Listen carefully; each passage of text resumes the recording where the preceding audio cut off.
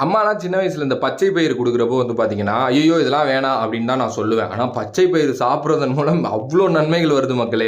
என்ன அப்படின்னா, பச்சை பயிறு நம்ம தொடர்ந்து உட்கொள்றோம் அப்படின்னா வந்து நம்மளோட ஆரோக்கியத்த மேம்படுத்துறது மட்டும் இல்லாமல், நமக்கு வந்து இந்த சர்க்கரை நோயெல்லாம் வந்து பார்த்தீங்கன்னா வந்து வராமல் வந்து இது தடுக்குது அப்படின்னே வந்து சொல்லலாம். அதே நேரத்தில உடல்ல உள்ள திசுக்கள் இருக்குல்ல, அத வந்து பார்த்தீங்கன்னா நல்ல முறையில வச்சுக்கிறதுக்கு வந்து இந்த பச்சை பயிறு ரொம்ப உதவியா இருக்கு.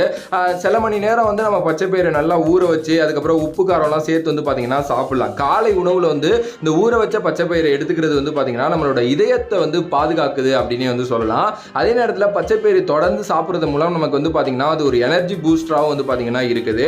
அட் த சேம் டைம் வயிறுல ஏற்படுற சில தேவையில்லாத விஷயங்களை வந்து பாத்தீங்கன்னா அந்த பச்சை பயிறு தடுத்து நிப்பாட்டுது அப்படின்னு வந்து சொல்லலாம். அதே நேரத்தில் நீங்க வந்து ஜிம் போறீங்க, உங்களுக்கு ஒரு டயட் ஃபுட் வேணும் அப்படின்னா பச்சை பயிறு மாதிரி ஒரு டயட் ஃபுட் வந்து எங்கேயுமே கிடைக்காது. கலோரிஸ்லாம் அதில் பெருசா இல்லை. நீங்க வந்து பாத்தீங்கன்னா ஸ்நாக்ஸாகவும் எடுத்துக்கலாம், ஃபுட்டாகவும் வந்து பாத்தீங்கன்னா எடுத்துக்கலாம். அவ்வளோ நல்ல விஷயங்கள் இருக்கு.